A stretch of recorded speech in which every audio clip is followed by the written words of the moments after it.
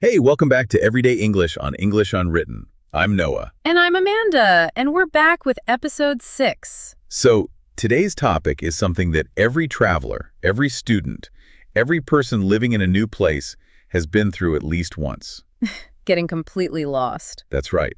And when you're lost in an English-speaking city, you need to ask for directions. And you need to understand the answer. That second part is the tricky one, honestly. You ask, someone answers, and then they say something like, take the second left after the roundabout, and your brain just Completely shuts down.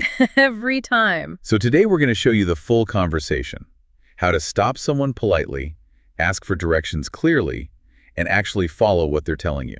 Real phrases, real city, real conversation. Let's go.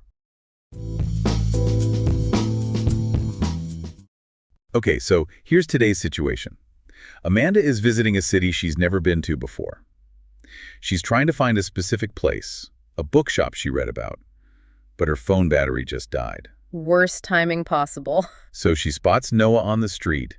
He looks like a local, and decides to ask him for help. The conversation covers stopping someone politely, explaining where you're trying to go, understanding directions, asking for clarification when something isn't clear, and a few natural twists along the way. Pay attention to how Amanda asks when she doesn't understand something. That's one of the most important skills in this whole conversation. Here we go.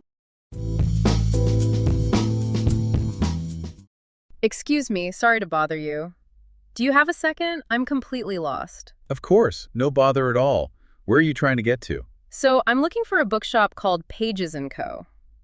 I think it's somewhere around here, but I have no idea which direction to go, and my phone just died, so I can't check the map. Oh, Pages & Co. Yeah, I know exactly where that is. You're not too far, actually. Maybe a 10-minute walk. Oh, thank goodness. I was starting to think I was completely in the wrong area. No, you're in the right area. Just need to go in the right direction. Okay, so are you familiar with this street at all, or completely new to the area? Completely new. This is actually my first time in this city. Okay, no problem. I'll keep it simple. So you're going to walk straight ahead down this road. Just keep going in the direction you're already facing. Okay, straight ahead. Got it. And you'll pass a big supermarket on your left. You can't miss it. It's quite large, with a bright green sign. Green sign on the left. Okay. After the supermarket, you'll reach a set of traffic lights. At those lights, you're going to turn right. Turn right at the traffic lights after the supermarket. Okay, and then? Then you walk along that road for a couple of minutes. It's a slightly narrower street. You'll notice it gets a bit quieter. And you'll see a small square on your left. There's a fountain in the middle of it. Quite hard to miss. A square with a fountain. Okay.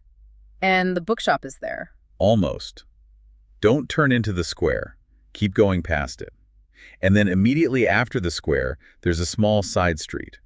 Turn left into that. Okay, so I pass the square and then turn left into the side street right after it. Exactly.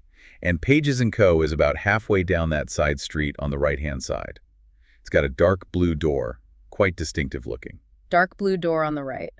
Okay, let me just make sure I've got all of that. So, straight ahead, past the green supermarket on the left, turn right at the traffic lights, walk until I see the square with the fountain, don't turn in, and then turn left into the side street right after it. That's it. Perfect. You've got it exactly. Okay, and you said about 10 minutes walking? Yeah, maybe 10, 12 minutes at a normal pace. It's a pleasant walk, actually. That's fine. Can I ask, is it easy to miss the turning, like the side street after the square? It can be a little easy to walk past if you're not paying attention. The street is quite narrow. But if you keep your eye out right after the fountain square, you should spot it fine. Okay, I'll make sure to slow down around that point. And just to double check, I turn right at the traffic lights, not left. Right, yes. Turn right. If you turn left, you'll end up going toward the train station, which is the opposite direction. Good to know. I would definitely have gone left otherwise. Most people do, actually. It feels more natural for some reason, but right is the one you want. Okay. Thank you so much. This is really helpful. I was starting to panic a little, honestly. Don't worry, it happens to everyone in a new city. Actually, while you're in that area, if you're looking for somewhere to grab a coffee or lunch afterwards, there's a really lovely little cafe just around the corner from the bookshop. Oh, really? What's it called? It's called the Reading Room. Quite fitting given where you're going. It's literally just around the corner from Pages & Co. to the right as you come out. Oh, that's perfect, actually. I was gonna look for somewhere to sit and read after. Is it good? Really good. Great coffee, nice atmosphere. It's one of those places where you sit down for 20 minutes and end up staying 2 hours. That sounds exactly like my kind of place. Okay, so bookshop, then cafe. Sorted. Perfect plan. Oh, one more thing, actually. The bookshop might be a little tricky to find the entrance to. The door faces the side street, but there's also a small entrance around the back that some people accidentally go to first. That one's actually the exit. Oh, good to know. So I want the blue door on the right as I come down the side street. Exactly. That's the main entrance. You'll see a little chalkboard sign outside it as well. They usually write what's on offer inside on it. A chalkboard sign, perfect. That'll be easy to spot. Honestly, thank you so much. You've been incredibly helpful. Not at all. I hope you enjoy the bookshop. Are you in the city for long? Just for the weekend. First time here, and I'm trying to see as much as I can. Oh, lovely. Well, if you get the chance, the Old Town area is really worth a visit. It's about a 20-minute walk from where you're headed, or a short bus ride. Oh, I'll look into that. What number bus? The number 12. It stops right on the main road, the one you'll be turning right on at the traffic lights. You can't miss the stop. It's got a covered shelter. Number 12 from the main road. Perfect. I'll keep that in mind. Right. I should get going before I forget all of these directions. Good idea. You've got it, though. Straight ahead, right at the lights, past the square, left into the side street, blue door on the right. Straight ahead, right at the lights, past the square, left into the side street, blue door. Got it. Thank you again, really. Enjoy your weekend. And enjoy the cafe. I definitely will. Take care. You too. Safe travels.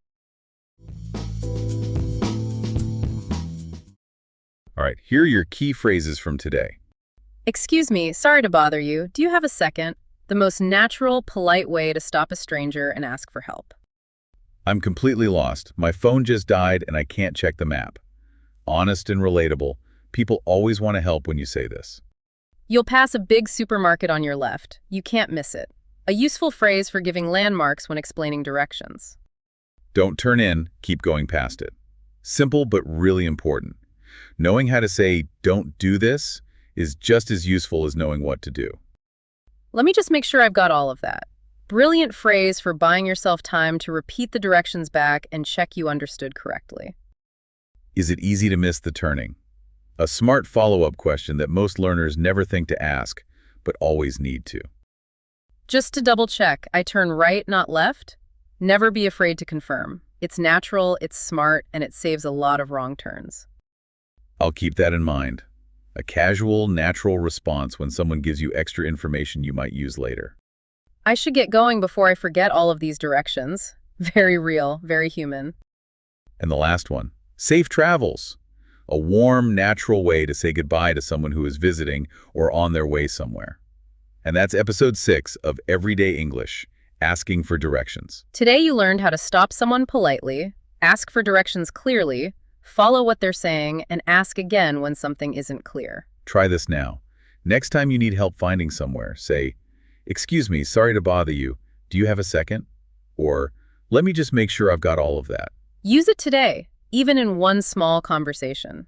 That's how it becomes natural. If this helped you, subscribe and turn on notifications so you never miss a new episode. See you in the next episode. Till then, bye. Bye.